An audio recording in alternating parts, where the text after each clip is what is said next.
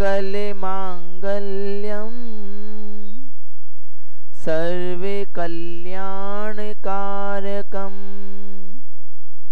प्रधानम सर्वे धर्माणाम जैनम जयतु शासनम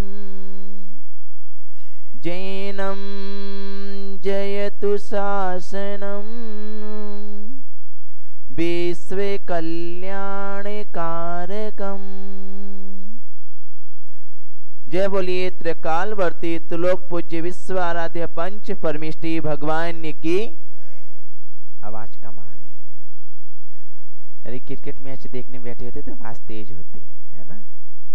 हाँ, इसलिए बड़े उत्साह और उमंग के साथ भगवान की जयकार लगाना है, क्योंकि तीन लोक के नाथ की जयकार लगाना भी पूजन है 27 प्रकार के पूजनों में। जय बोलिए परमपिता परमात्मा प्रथम तीर्थेश 1008 श्री आदिनाथ भगवान के। जय बोलिए मूल नायक देवादिदेव 1008 श्री शांतिनाथ भगवान के। वर्तमान जिन शासन नायक देवादिदेव 1008 श्री महावीर भगवान के। परम पूज्य वीक्षण ज्ञान उपयोगी आचार्य भगवान गुरुदेव श्री वसु नंदी जी मुनिराज के। अहिंसामय विश्व धर्म के द्वादशांग में जिनवाणी माता की। परम पूज्य मुनि श्री प्रज्ञानंद जी महाराज की जय। धर्म स्नेही सत श्रद्धालु जिनेन्द्र भगवान के परम उपासक जिनवाणी के आराधक एवं निर्गंत गुरुओं के चरणाम्बुजों के चंचरिक यहाँ जिनालय के पवित्रतम प्रांगण में उपस्थित आप सभी भव्य वर पुंडरी पुण्यात्मा महानुभाव, 2 दिन से सर्दी बढ़ गई, इसलिए उस सर्दी में जो हाथ खोल करके रहते थे थोड़े बंद करके रहने लगे। दोनों हाथ आपस में मिल गए, और यदि सर्दी नहीं होती गर्मी होती तो दोनों अलग अलग हो जाते हैं। ऐसे ही अंतरंग में जब कसायों की अग्नि होती है, कसाय की गर्मी होती है, तो हम सब एक दूसरे से दूर हो जाते हैं, और जब कसाय ठंडी पड़ती हैं, अंतरंग में शीतलता आती है, तो हम एक दूसरे के करीब आ जाते हैं, एक दूसरे की भावनाओं को समझने लगते हैं। कसाएं दूरियां बढ़ाती हैं और प्रशम भाव आपस में जोड़ने का काम करता है। महानुभाव जिन शासन, ये ऐसा शासन है जिसके शीतल छांव में बैठकर के भव्य प्राणी अपने आत्मा के अनमोल वैभव को प्राप्त करने में समर्थ हो जाता है।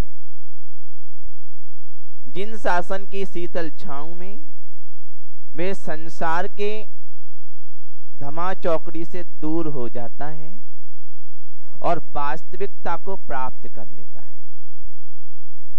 ऐसे जिन शासन में ऐसे अनेकों आचार्य हुए, इस जिन शासन के प्रभावना के लिए जिन्होंने अपने तीनों योग समर्पित किए,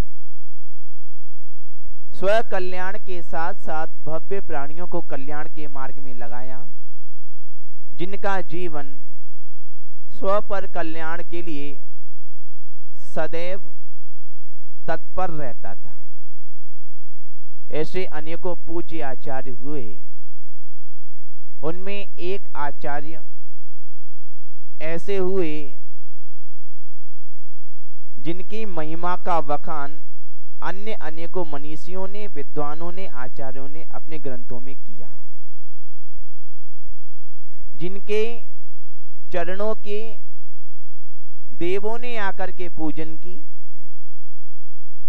जिनका पूर्व नाम देवनंदी था, बचपन में 8 वर्ष की उम्र में जब वह देवनंदी एक मार्ग से निकल रहे थे, देखते हैं कि एक सर्प, पतला सा सर्प जिसने मोटे से मेढक को निगल लिया है, अपने मुंह में तो रख लिया। अब वह सर्प तड़प रहा है, क्यों? क्योंकि उस मेढक को ना तो छोड़ पा रहा है आसक्ति के कारण, और ना ही निगल पा रहा है। अंदर गले में फंस करके रह गया वह मेढक, और वह सर्प तड़प रहा है। तड़पते तड़पते उस सर्प ने भी अपने प्राणों का त्याग कर दिया। इस दृश्य को देख करके देवनंदी के मन में आया कि हम भी तो यही कर रहे हैं कि संसार के भोगों को भोगने के चक्कर में इतने आसक्त हैं, ना तो भोगों को भोग पा रहे अच्छे से और ना ही छोड़ पा रहे हैं। जब तक ये आसक्ति बनी रहेगी भोगों के प्रति, तब तक ये भोग हमें भोगते रहेंगे, यह जीवन बर्बाद होता रहेगा। इसीलिए आवश्यक है अब इन भोगों को छोड़ देना चाहिए। दृश्य को देख करके मन में वैराग्य के भाव जगे, 12 भावनाओं का चिंतन चला, संसार शरीर भोगों के स्वरूप का भान हुआ, अर्थात अब अंतरंग में ज्ञान हो गया। जब तक शब्द रूप ज्ञान है, द्रव्य रूप ज्ञान है, तब तक वे ज्ञान नहीं। जब तक वे द्रव्य सुत भाव सुत में परिवर्तित नहीं होता, अंतरंग में नहीं आता, जब तक वे ज्ञान संसार शरीर भोगों से विरक्ति नहीं करा देता, तब तक वे ज्ञान ज्ञान नहीं है। सामान्य ज्ञान तो कह सकते हैं, वास्तविक ज्ञान नहीं है। तो उन्हें वास्तविक ज्ञान हुआ, अंतरंग का ज्ञान हुआ, और अपने माता पिता का नाम तो अभी अज्ञात है, पता नहीं, किंतु माँ का नाम उनका आता है श्री देवी, और उनके नाना थे पारणी। तो उन्होंने अपने नाना से और अपनी माँ से, परिवारिक जनों से सबसे आज्ञा लेकर के जिन दीक्षा को स्वीकार किया, और जिन दीक्षा लेकर के वह दुर्धर साधना की, जिसके प्रताप से, उनकी तपस्या के प्रताप से देवों ने आकर के उनके चरणों की पूजन की, इसलिए उनका नाम पड़ा पूज्यपाद। आचार्य भगवान पूज्यपाद स्वामी जैन जगत में ऐसा महान नाम है, जिनका नाम लेते ही मस्तक श्रद्धा से झुक जाता है। पूज्यपाद स्वामी जिन्होंने एक व्याकरण का ग्रंथ लिखा, जैनेन्द्र व्याकरण, इतना गूढ़ ग्रंथ लिखा जिसकी टीका करना भी आज के विद्वानों में वह सामर्थ्य प्राप्त नहीं हो पाती। इतना गूढ़ ग्रंथ, इतने गूढ़ ग्रंथ को, व्याकरण के ग्रंथ को लिखने से उनका नाम पड़ा जिनेन्द्र बुद्धि, अर्थात उनकी बुद्धि जिनेन्द्र भगवान के समान ही थी, उनका श्रुत ज्ञान अपार था। आचार्य भगवान कुंदकुंद स्वामी, आचार्य भगवान उमा स्वामी, इन्होंने विदेश क्षेत्र में जाकर के, साक्षात समोसरण में जाकर के श्रीमंदर स्वामी के दर्शन किए। कैसे गए थे? पूर्व भव के उनके संबंधी जो देव बने थे, वे आचार्य कुंदकुंद स्वामी को विदेश क्षेत्र ले गए थे। आचार्य भगवान उमा स्वामी को भी देव ले गए थे श्रीमंदर स्वामी के समोसरण में। लेकिन आचार्य भगवान पूज्यपाद स्वामी ऐसे महान आचार्य हुए, ऐसे बहुत बड़े रसायन शास्त्री थे, उन्हें कोई देव नहीं ले गया विदेश क्षेत्र। वे भी विदेश क्षेत्र गए थे, श्रीमंदर स्वामी के दर्शन किए। बहुत बड़े रसायन शास्त्री, कहा जाता है कि एक पारद संहिता नाम का ग्रंथ है, उसमें 27 इस विश्व के 27 रसायन शास्त्रियों का नाम अंकित है जो अब तक हुए इस पंचम काल में। उनमें यदि शीर्षस्थ नाम किसी का लिया जाता है तो आचार्य भगवान पूज्यपाद स्वामी का नाम अंकित है।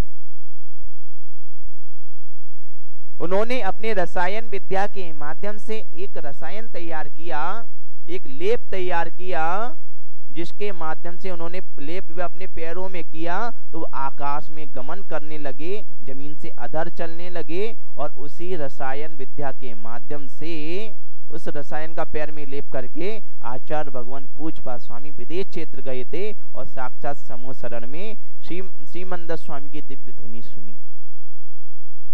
ऐसे आचार्य पूज्यपाद स्वामी, जिन्होंने एक ग्रंथ और लिखा, आयुर्वेद पर भी अपनी कलम चलाई। तब तो ताड़पत्र पर लिखे जाते थे उकेर करके ग्रंथ, कितना कठिन था। आप आज तो पेपर हैं, पेन हैं, पहले ताड़पत्र पर उकेर उकेर करके वे ग्रंथ लिखे जाते थे, कितना उनका श्रम था। और वो भी किस लिए? करुणा बुद्धि थी अंदर में कि हमारा यह श्रुत, यह चिन्ह आगम दीर्घ काल तक जीवंत रहे, चिन्ह शासन जीवंत रहे, हमारी संस्कृति जीवंत रहे, इसलिए वे लिखते थे। इसी भावना से आचार्य भगवान गुरुदेव श्री वसुनंदी जी मुनिराज भी आज वर्तमान में अपनी मूल भाषा प्राकृत में ग्रंथों का लेखन कर रहे हैं, जिससे हमारी भाषा, हमारे ग्रंथ, हमारी संस्कृति कहीं लुप्त ना हो जाए। क्योंकि पूर्व में कई ग्रंथ लुप्त हो चुके, होली जलाई गई 6-6 महीने तक, कुछ ग्रंथों को बाहर विदेशी लोग चुरा के ले गए, थोड़ा बहुत साहित्य बचा, वह भी साहित्य लुप्त ना हो जाए। जैसी भावना आचार्य भगवान धर्षण स्वामी की आई थी कि यह श्रुत लुप्त ना हो जाए, मेरे साथ ना चला जाए, इसलिए अब यह ज्ञान, अंगांश का ज्ञान किसी को देना चाहिए। ऐसी इसी भावना के अनुरूप ही पूज्य गुरुदेव प्राकृत ग्रंथों का लेखन कर रहे हैं। तो आचार्य भगवान पूज्यपाद स्वामी ने ग्रंथ लिखा आयुर्वेद में, पुष्प आयुर्वेद। कौन सा? पुष्प आयुर्वेद ग्रंथ लिखा, जिसमें 1 नहीं, 2 नहीं, 10 नहीं, 100 नहीं, 1000 नहीं,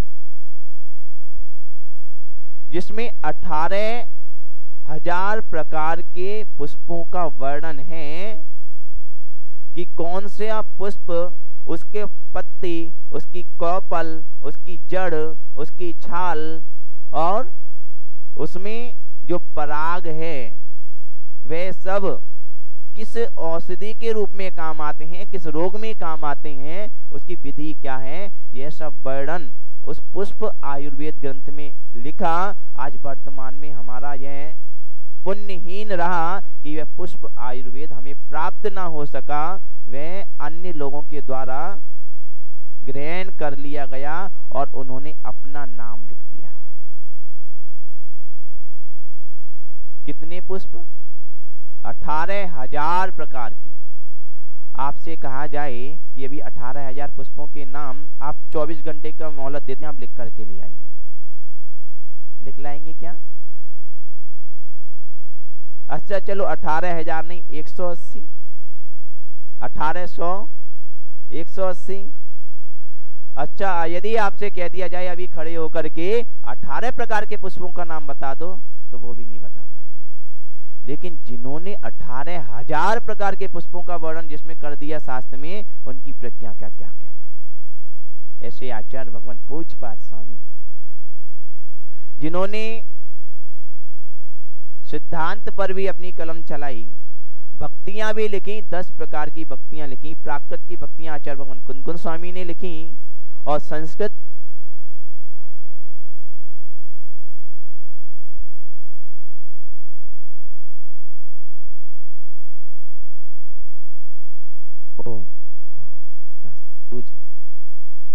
आज सही कर लेना, तो डेली दिक्कत ना, बोल देना।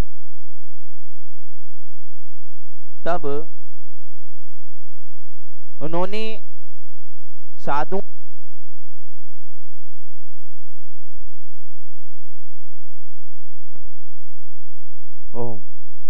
साधुओं के मन को भक्ति में लगाने के लिए, मन को स्थिर करने के लिए 10 प्रकार की भक्तियां लिखी। प्राकृत की भक्तियां आचार्य भगवान कुंदकुंद स्वामी की हैं और संस्कृत की भक्तियां आचार्य भगवान पूज्यपाद स्वामी की हैं। यहां तक कि उन्होंने हर क्षेत्र में अपना हस्तक्षेप किया और श्रावकों के लिए भी एक ग्रंथ लिखा, पूज्यपाद श्रावकाचार।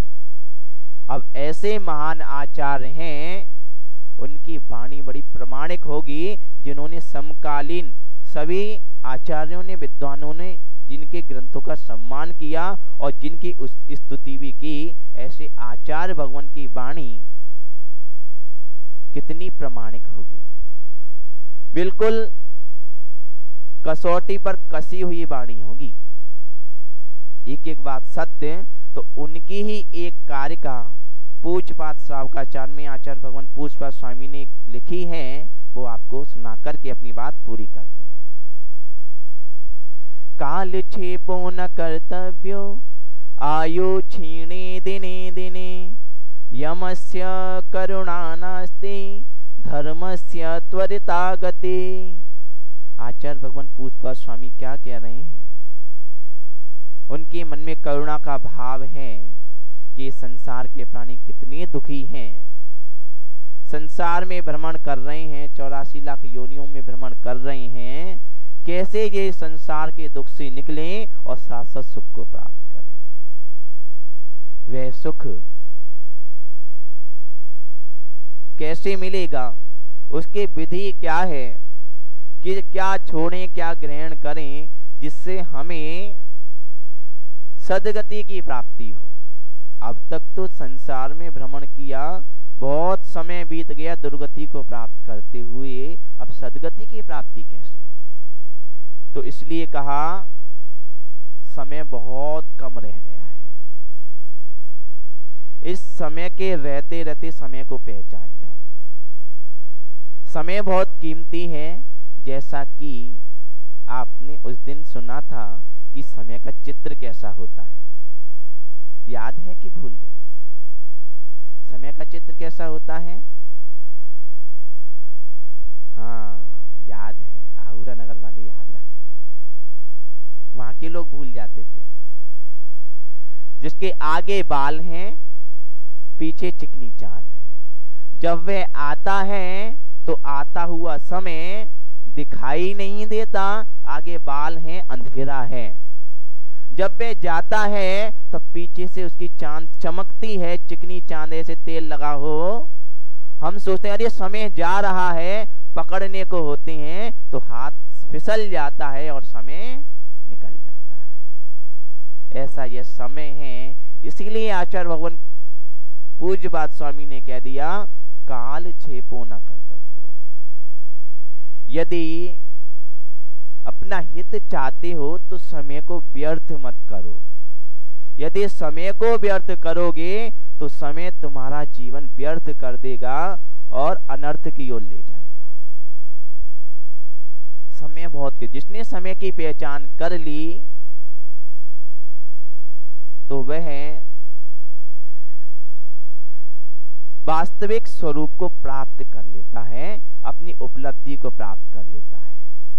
अब कौन सा समय महत्वपूर्ण है? भूतकाल कि वर्तमान काल कि भविष्य काल? कौन सा समय महत्वपूर्ण है? भूतकाल, वर्तमान काल। वर्तमान को सुधार लिया तो वर्धमान बन जाओगे। यदि वर्तमान को नहीं सुधारा, यदि ख्याली पुलाव मन में पकाते रहे तो भूखे ही रह जाओगे। ख्याली पुलाव से कभी पेट नहीं भरता। विचार करते रहो मैं ऐसा करूंगा, मैं ऐसा करूंगा, तो उससे कुछ होने वाला नहीं। एक नगर से 3 व्यक्ति यात्रा के लिए निकले।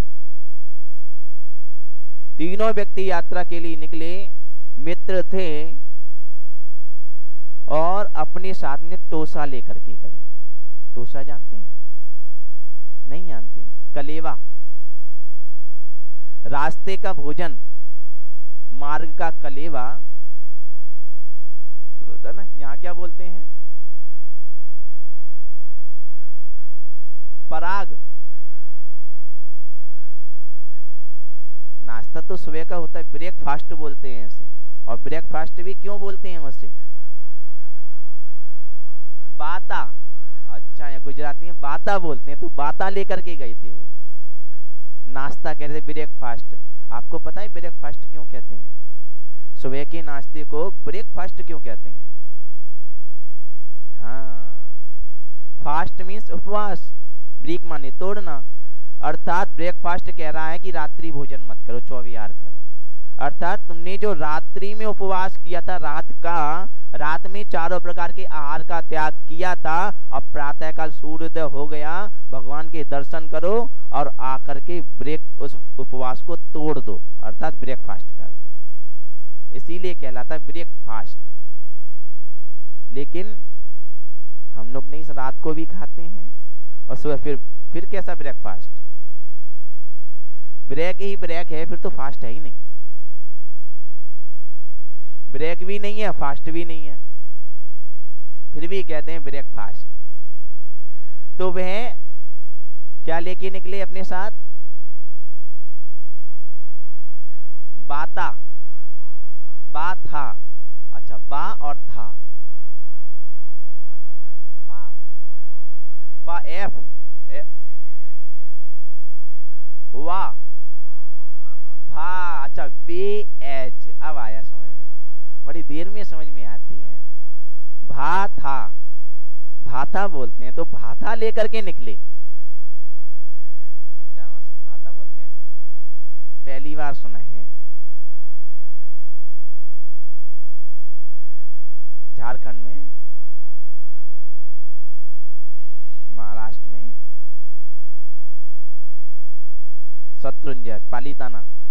अच्छा, भाता बोलते हैं। तो वह भाता लेकर के निकले और भाता में उनके पास था 4 लड्डू और खीर। क्या था? हाँ, बालक के मुंह में पानी तो नहीं आ रहा। 4 लड्डू और खीर लेकर के निकले और रास्ते में निकल रहे थे। दिन ही था अभी, लेकिन थकान हो गई, जंगल के रास्ते से निकले, सोचा थोड़ा विश्राम कर लें। तो विश्राम करने के लिए बैठे थे, लेकिन विचार किया भूख भी लगी है, क्या करें? साथ में भाता है तो खा लेंगे। लेकिन एक ने कहा हम 3 हैं और लड्डू कितने हैं? 4। अभी तक तो पहेली आती थी, 3 लड्डू खाने वाले 4, अब 4 लड्डू खाने वाले 3, कैसे हिसाब बराबर हो? एक लड्डू खा लेंगे, एक चौथा बचेगा, वो कौन खाएगा? खीर में तो बराबर हिस्सा हो जाएगा, चौथा लड्डू कौन खाएगा?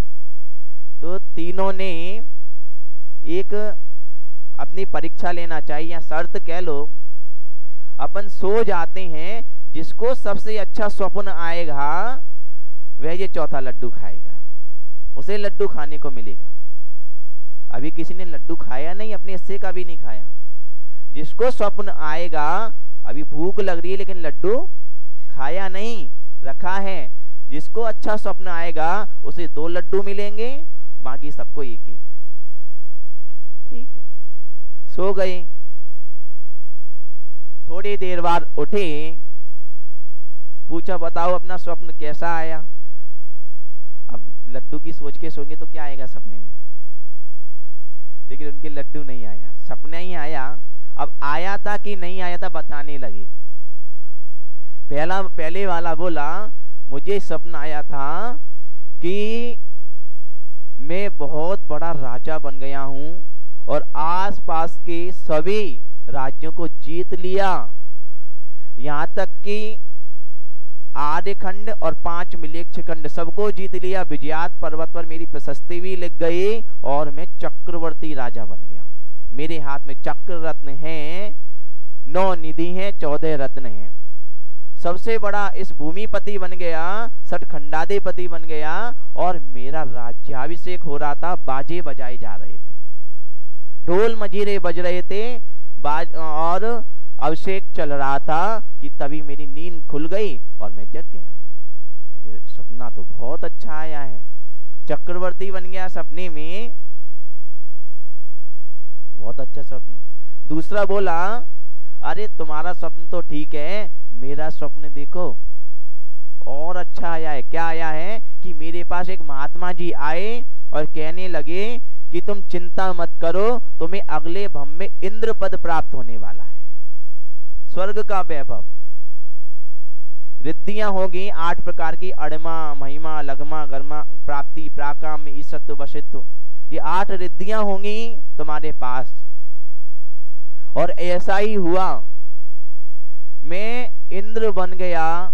इंद्र बन करके सभी देवगण मुझे गाजे बाजे के साथ स्वर्ग में ले जा रहे थे। 56 करोड़ प्रकार के बाजे बज रहे थे, दिव्य घोष हो रहा था, शंखनाद हो रहा था, सिंहनाद हो रहा था, और जोर की ध्वनि हुई तभी मेरी 56 करोड़ के बाजे बज रहे थे। बहुत अच्छा लग रहा था। मैं सपने में इंद्र बन गया। एक क्या बन गया? चक्रवर्ती। दूसरा क्या बन गया? हाँ गुरु जी को। दूसरा क्या बन गया? इंद्र बन गया। अब तीसरा रोने लगा। तीसरा व्यक्ति फूट फूट के रोने लगा। अरे भाई क्या हो गया, क्यों रोता है? कोई बात नहीं, तुझे लगता है स्वप्न अच्छा नहीं आया, कोई बात नहीं है, तू 2 लड्डू खा लेना। नहीं, ऐसी बात नहीं है, स्वप्न तो मुझे बहुत खराब आया है। थोड़ा बहुत खराब होता तो ठीक है, लेकिन मुझे बहुत खराब स्वप्न आया है, मैं क्या करूं? नहीं, बता तो सही, जैसा भी आया वैसा वैसा बता दे। कि मेरे सपने में एक भूत आया था। एक भूत आया था और उसने मुझे जगाया, मेरी चोटी पकड़ ली। चोटी पकड़ ली और एक इधर से लगाया, एक उधर से लगाया, और कहने लगा सोता है, भूख लगी और सो रहा है, चल उठ और जो 4 लड्डू रखे हैं, खीर रखी, खा जा। उसने उठा दिया और मेरी पिटाई लगाई और कहा लड्डू रखी, बेकार चले जाएंगे, पहले खा ले, अच्छे से पेट भर ले। तो मैंने 4 लड्डू खा लिए और खीर खा ली। दोनों की स्वप्न ऐसे ही रह गए। भविष्य की तलाश में थे कि स्वप्न अच्छा आएगा तो लड्डू खाने मिलेगा, लेकिन मैंने तो पहले ही खा लिए। वर्तमान को देखो, भविष्य में जब बनेंगे तब बनेंगे, अभी लड्डू खा लो।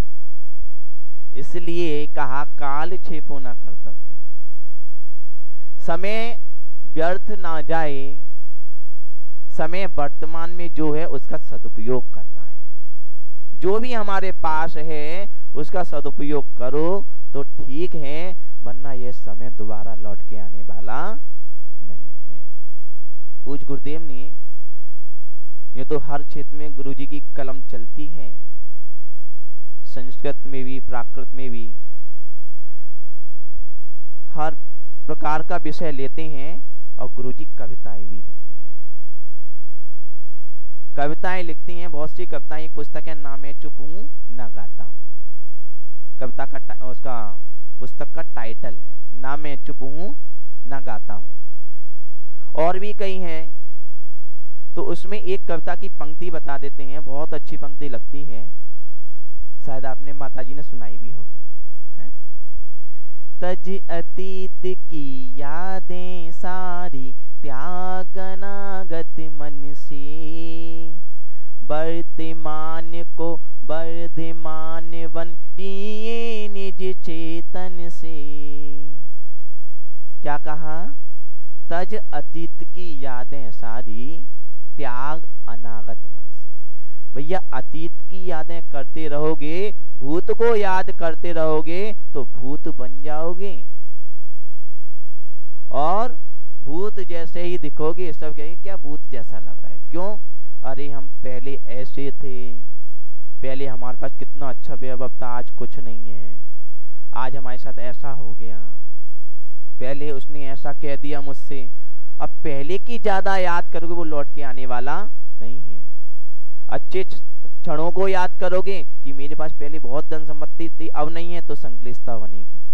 और पहले किसी ने मुझसे कुछ कह दिया था, जब भी उसकी याद करोगे बुरे समय को तो उसके प्रति द्वेष बनेगा। कुछ भी याद करोगे अच्छा या बुरा तो राग होगा या द्वेष होगा, और राग द्वेष से कर्मों का बंध होगा।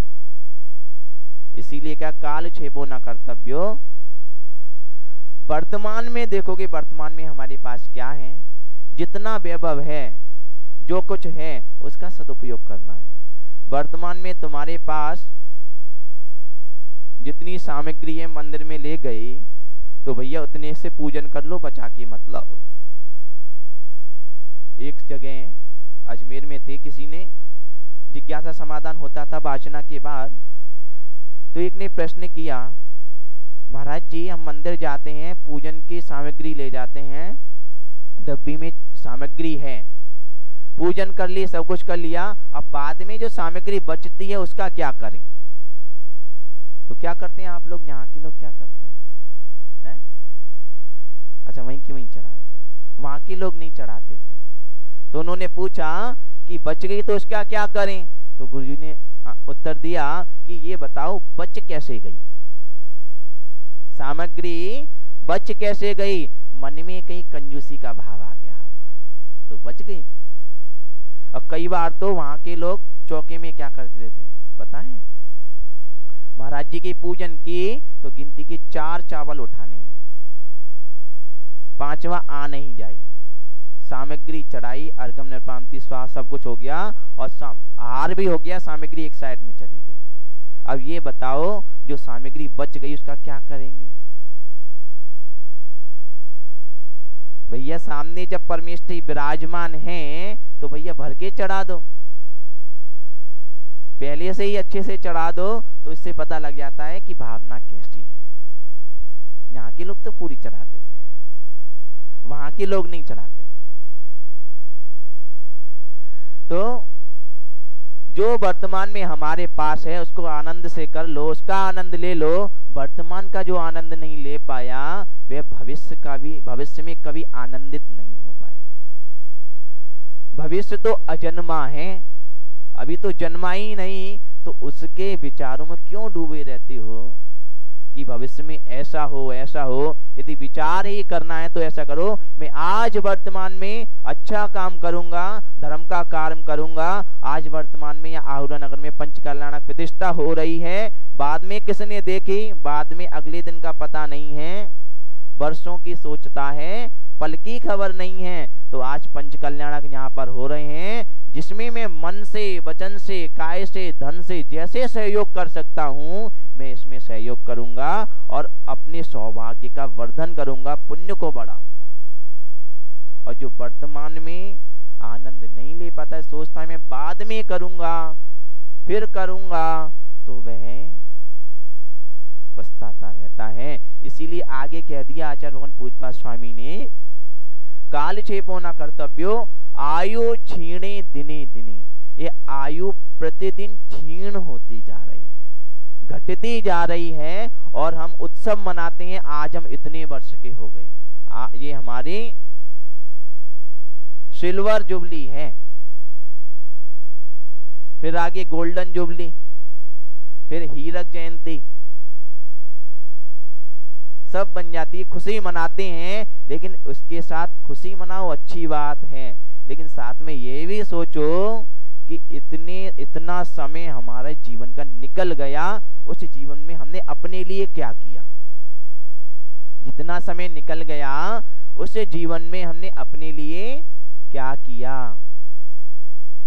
कुछ नहीं, दूसरों के लिए करते रहे, सोचते रहे यदि मैं नहीं कुछ करूंगा तो इनका क्या होगा, यदि मैं नहीं रहूंगा तो मेरे घर वालों का क्या होगा, मेरे बच्चों का क्या होगा, मेरी पत्नी का क्या होगा, मेरे माता पिता का क्या होगा।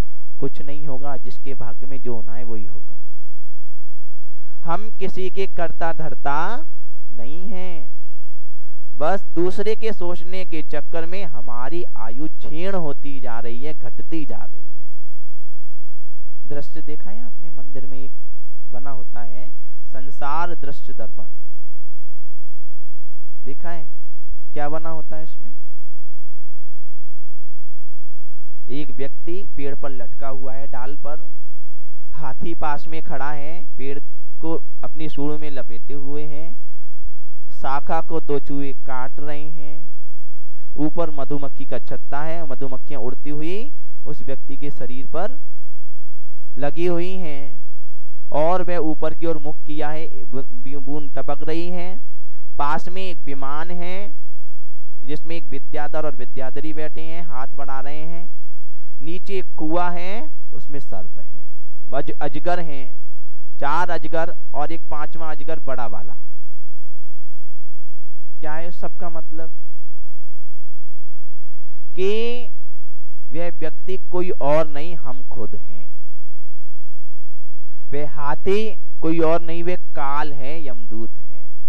और कहते हैं कई लोगों की धारणा ऐसी है, इसको हम उल्टी धारणा कहें या गलत धारणा वाला कहें। और गलत धारणा वाला क्या कहलाता है उस दिन बताया था, वैशाख नंदन। क्या धारणा है कि यमदूत मृत्यु के यमदूत के जो दूत होते हैं यमराज के, वे भैंसे पर बैठ करके आते हैं। कई लोगों की धारणा है यदि ऐसा होता तो संसार में कोई भैंसा ही नहीं बचता। मृत्यु कहीं बाहर से नहीं आती, अंदर से ही आती है। अंदर ही हमारी मृत्यु बैठी है। तो कहते हैं कि वह व्यक्ति कोई और नहीं, हम ही हैं।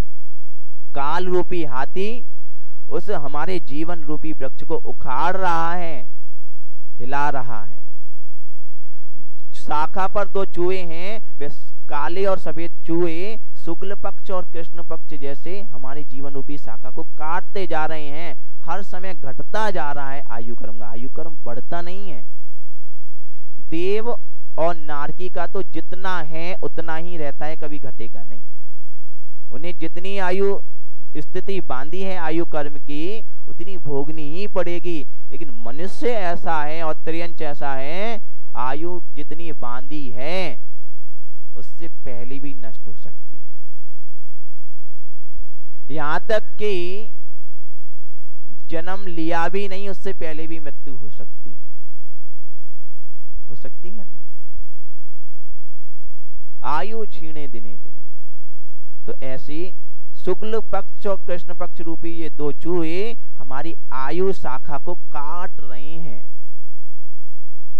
वृक्ष के हिलने से उस पर लगा हुआ मधुमक्खी का छत्ता, उससे मधुमक्खियां उड़ी और उड़ करके उस व्यक्ति के ऊपर चिपक गई। वे मधुमक्खियां और कोई नहीं, जिनके लिए मोह करते हैं, जिनके लिए पाप कमाते हैं, वे परिवारीजन हैं। चुपके हुए हैं। एक कहता है पापा मेरे स्कूल की फीस भर दो। एक कहता है पापा मेरे ड्रेस चाहिए, पापा ये चाहिए। बच्चे कह रहे हैं, अपनी डिमांड कर रहे हैं। पत्नी कह रही है मुझे नई साड़ी चाहिए।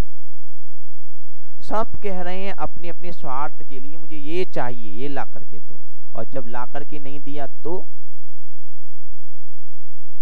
वह काम का नहीं होता घर में। और कहा जाता है कामला सो लाडला। एक वाक्य है, कामला सो लाडला। जो हमें कमा करके दे रहा है, हमारी देखभाल कर रहा है, ये संसार का नियम है। उससे सब प्रीति करते हैं, अपने पास रखना चाहते हैं। जब काम के नहीं रहते तो कहते हैं जाओ। वृद्धावस्था आ गई, घर में काम के नहीं, तो परिवार वाले भी कहते हैं कि जाओ अब अपना कल्याण कर लो, चले जाओ महाराज जी के साथ। अब हाथ में पैर में शरीर में ताकत नहीं, तो अब तो चला भी नहीं जाता। क्या करें, कैसे करें कल्याण। तो महाराज जी भी कह देते हैं अभी तुमने पूरे जीवन भर बच्चों के लिए किया, सबके लिए किया, अब वही तुम्हारी देखभाल करेंगे। तो इसलिए ये परिवारीजन क्या है, मधुमक्खी की तरह चुपके हुए हैं। जब तक स्वार्थ सिद्ध हो रहा है तब तक। स्वार्थ छूटा तो कोई पूछता नहीं है। जब लो पुत्र कमा के लावे तब तक तो ठीक है। जो ना पुत्र कमा के लावे दुश्मन दे दिखाई। यदि पुत्र कमा करके नहीं ला रहा तो लगता है इससे अच्छा तो हमारा पुत्र ही नहीं होता। ऐसा ही है संसार। तो वह उसके कारण एक बूंद शहद के ऊपर से टपकती है विषय भोगों की बूंद, वह लेता है और सोचता है कि बस ये इसमें स्वाद आ रहा है, उसे और कुछ नहीं दिख रहा। नीचे अजगर मुंह फाड़े हुए खड़े हैं कि जैसे ही इसका हाथ छूटे तो वे चार अजगर चारों गति, नरक गति, त्रियंच गति, मनुष्य गति और देव गति, चारों में से किसी में चला जाएगा। और वहां पे नहीं गया, फिर भी नहीं संभला तो एक बड़ा अजगर है निगोद का, निगोद में चला गया, फिर पता नहीं अनंत काल बीत जाएगा, फिर आने वाला नहीं है। सादिक 2000 सागर के लिए यह जीव निगोद से निकल करके आता है। उतने समय में यदि अपना कल्याण कर लिया तो ठीक है, नहीं तो पुनः निगोद में पहुंच जाता है। अब पता नहीं कहीं ऐसा तो नहीं कि सादिक 2000 सागर के लिए जो हम निगोद से निकल करके आए हैं उन पर्यायों में क्या ये हमारी अंतिम पर्याय तो नहीं है। विचार कर लेना, विचार कर लेना, कहीं हमारी अंतिम पर्याय तो नहीं है। अब इसके बाद निगोद का नंबर तो नहीं है। तो इसलिए, और इधर विद्याधर और विद्याधरी विमान में बैठकर आए हैं, हाथ दे रहे हैं। विद्याधरी कह रही है, जिनवाणी रूपी माँ कह रही है, अरे इसे बचा लो, ये मर जाएगा। विद्याधर ने कहा ठीक है। जिनवाणी माँ कह रही है, भैया दूसरे का भी कल्याण करना चाहिए अपने कल्याण के साथ में, तो भैया हाथ दे दो अपना, तुम इतने दुख में हो।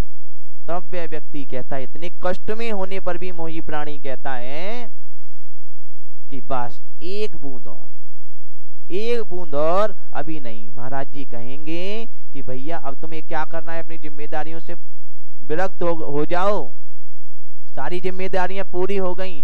नहीं महाराज जी, अब पोते का मुख और देखना है, मूल से ज्यादा ब्याज प्यारी, पोते का मुंह और दे। अब पोता भी है, अब पोता हो गया तो महाराज जी मेरे बेटा और बहू तो चले जाते हैं जॉब, ऑफिस में चले जाते हैं, जॉब करते हैं दोनों, अब पोता रह गया, उसको मुझे ही खिलाना पड़ता है, कोई है ही नहीं, उसकी देखभाल कौन करेगा जब मैं आपके साथ आ जाऊंगा। तो ऐसे विचार फिर आने लगते हैं। ये मकर जाल में फंस जाता है और नहीं निकला तो उसी में जकड़ जाता है। जब तक हाथ पैर चल रहे हैं तो स्वयं घर से निकल करके आ जाओ, स्वयं व्रती बन जाओ, नहीं तो बाद में सभी लोग चार कांधे पर निकाल के बाहर छोड़ देंगे। इसीलिए आवश्यक है कि आयु छीने दिने दिने आयु घटती जा रही है, इससे पहले संभल जाओ। इस शरीर में आग लगे उससे ऐसा पुरुषार्थ कर लो कि हमारे कर्मों में आग लग जाए। आयु छीने दिने दिने यमस्य करुणा नास्ति, यमराज के मन में करुणा नहीं है। मृत्यु वह नहीं देखती कि तुम्हारी जिम्मेदारियां पूरी हुई या नहीं हुई, वह तो बस चाहे बूढ़ा देखा ना जवान ना बच्चा, चाहे वे 8 साल का है चाहे 60 साल का, वह मृत्यु किसी को नहीं देखती, कब उठा करके ले जाए पता नहीं। आज जो श्वास छूटी है दूसरी श्वास ले पाए या नहीं ले पाए पता नहीं। भामंडल की तरह से सीता जी के भाई भामंडल सोचते रहते थे कि मैं दीक्षा लूंगा, कल्याण करूंगा। एक बार छत पर खड़े थे, सोच रहे थे करिष्यामि करिष्यामि करिष्यामि विचारयेत, लेकिन मरिष्यामि मरिष्यामि मरिष्यामि विचारयेत। व्यक्ति सोचता है करिष्यामि करिष्यामि, मैं करूंगा, दीक्षा लूंगा, अपना कल्याण करूंगा, विचार करता रहता है, लेकिन उन विचारों के साथ में यह भी भूल जाता है मरिष्यामि मरिष्यामि मरिष्यामि विचारयेत, मैं मरूंगा, मेरी भी मृत्यु आएगी, मैं भी यहाँ शाश्वत नहीं रह पाऊंगा, यह भूल जाता है व्यक्ति। जैसे आचार्य भगवान पूजपाद स्वामी ने इष्टोपदेश में उदाहरण दिया है कि एक व्यक्ति जंगल में बैठा है वृक्ष पर और जंगल में आग लगी है और वह बैठा बैठा कह रहा है देखो जंगल में शेर जल गया, हिरण जल गया, भालू जल गया, यह व्यक्ति जल गया, ये मर गया, लेकिन वह ये नहीं देख रहा उसी जंगल में मैं भी बैठा हूं, ये वृक्ष में भी आग लग जाएगी, मैं भी नहीं, मैं भी जल जाऊंगा, मैं भी जल जाऊंगा। व्यक्ति चौराहे पर खड़ा है, देखता है देखो आज उसकी मृत्यु हो गई, कितना भला आदमी था चला गया, वह कितना भला आदमी था चला गया, लेकिन वह ये भी तो देख ले मुझे भी एक दिन जाना है, जाना है, नियम है, जो जन्मा है वह मृत्यु को प्राप्त अवश्य होगा। यमस्य करुणा नास्ति, यमराज के मन में करुणा का भाव नहीं है। धर्मस्य त्वरिता गति, इसलिए आचार्य भगवान पूजपा स्वामी कह रहे हैं यमराज आए, मृत्यु आए, श्वासें रुके, उससे पहले इस धर्म के अमृत को प्राप्त कर लो, क्योंकि यही हमारी त्वरित गति देने वाला है, त्वरित सिद्धालय को शाश्वत गति को देने वाला है, शाश्वत पर्याय को देने वाला है, शाश्वत स्वरूप को देने वाला है, शाश्वत सुख को देने वाला है। वे धर्म का रसायन नहीं है जो हर क्षण हमारे लिए एक चेतावनी देता है, हमें जागृत करता रहता है, वे धर्म ही है। धर्म किसे कहीं? वस्तु स्वभावो धम्मो, स्वभाव को जान लेना। धर्म की वैसे बहुत सारी परिभाषाएं हैं, दंसन मूलो धम्मो, चारित्रम खलु धम्मो, कर्तव्यमेव धर्मा, वस्तु स्वभावो धम्मो। आचार्य भगवान समंतवत स्वामी ने कहा यो धरत उत्तमे सुखे, संसार के दुखों से निकाल करके उत्तम सुख में पहुंचा दे, वह धर्म है। सम्यक दर्शन ज्ञान चारित्राणि मोक्ष मार्गा, श्रद्धानम परमार्थानम माप्तागम तपोवतम त्रिमूढ़ा पूर्णमष्टम। सम्यक दर्शन मजे, सम्यक दर्शन की परिभाषा देते हुए कहा ये सम्यक दर्शन धर्म है, सम्यक ज्ञान धर्म है, सम्यक चारित्र धर्म है, सभी परिभाषा हैं। वास्तव में धर्म है क्या? एक बार आचार्य भगवान श्री विद्यानंद जी मुनिराज के पास कुंद कुंद भारती दिल्ली में कुछ फॉरेनर्स आई, आकर के देखने लगे, लाइब्रेरी थी, शोध संस्थान था, वहां पर सभी बुक्स देखी, सब कुछ देखा। जाने को हुए तो आचार्य श्री बाहर बैठे थे, उनके पास पहुंचे, सबको देखा देखी, उन्होंने भी प्रणाम किया। वे नहीं जानते थे कौन है ये, नाम सुना था, परिचय प्राप्त हुआ।